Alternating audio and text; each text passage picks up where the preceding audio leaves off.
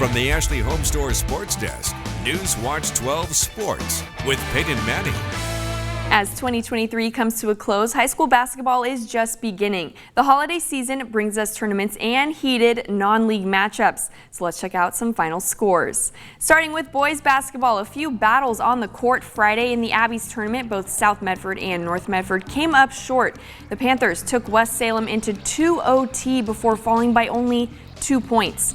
Cascade Christian is going to be dominant again this season, but they took their 5th loss to the Timberwolves. They'll be back on the court Saturday to take on Summit. Continuing on with some more scores, it was a good day on the court for the Mazama Vikings, Lost River Raiders, and Phoenix Pirates as they all came out with some dubs. Looking now at girls basketball, South Medford, Crater, Klamath Union, and Henley all looked solid on the court, each taking dominating wins. The Pelicans finishing with a 42-point victory margin. Cascade Christian fell in the Crusader Classic, while Lost River, Eagle Point, and Phoenix took the wins, improving their overall records. And with high school basketball in full swing next week, Newswatch 12 Sports will be back in action at the desk with Round Ball Wrap. Game of the Week is back, Play of the Week is back, and a full show of high school basketball highlights will be back every Friday until the end of February. All the highlights and final scores you can't find anywhere else starting next Friday at 11:15 p.m. I promise you won't want to miss it. And the Sun Bowl finally arrived after a month and a half of uncertainty for the Oregon State football team. However, the Beavers didn't have the easiest time in El Paso. Brett Taylor was there. He gives us a look into Notre Dame's victory. What could have potentially been a very close dogfight between two of the best teams in the nation ended up resulting in one of the worst blowout losses in Oregon State Bowl history as the Notre Dame Fighting Irish cruised past the Beavers in a 40-8 blowout in El Paso. This is not Pop Warner. There are no brownie points. You play to win the game and all those cliche things, but at the end of the day, we wanted to finish the season that we started. A finish indeed, but not the finish that some of the more than 48,000 fans here in El Paso may have wanted to see.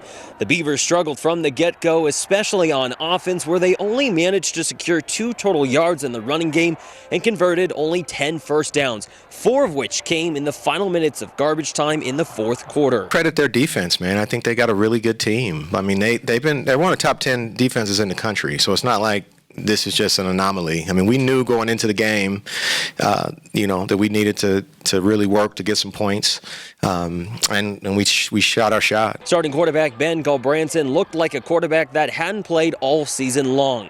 Rusty. While Gulbranson had some nice throws, the sophomore quarterback struggled to extend drives. We went out there and we ran plays, and I felt like we executed well. We just had a difficult time getting things kind of in rhythm and rolling and sustaining drives, but hats off to Notre Dame. They're a great team. For the first time since 2019, Oregon State failed to go over the 200 mark in total yards in a game and finishes the 2023 season on a 3-game losing streak for the first time since 2020.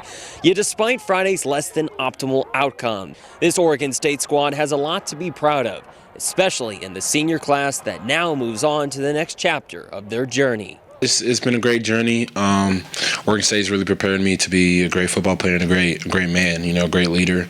I've learned a lot here on, just accountability, leadership, and urgency, urgency in every aspect of your life. So, I appreciate that. Get emotional thinking about it because I love these dudes. Like, I came in with Catan. Right? He was our first class. And so I'm super proud of these dudes. So Oregon State football finishes the 2023 season 8-5 and will now head into the offseason with hope of rebuilding the dam in Corvallis and making it stronger. That wraps it up for sports this morning, but be sure to join us back here tonight. We'll talk about what's on deck for football and basketball in the next few days. Enjoy your Saturday, and we hope to see you right back here tonight.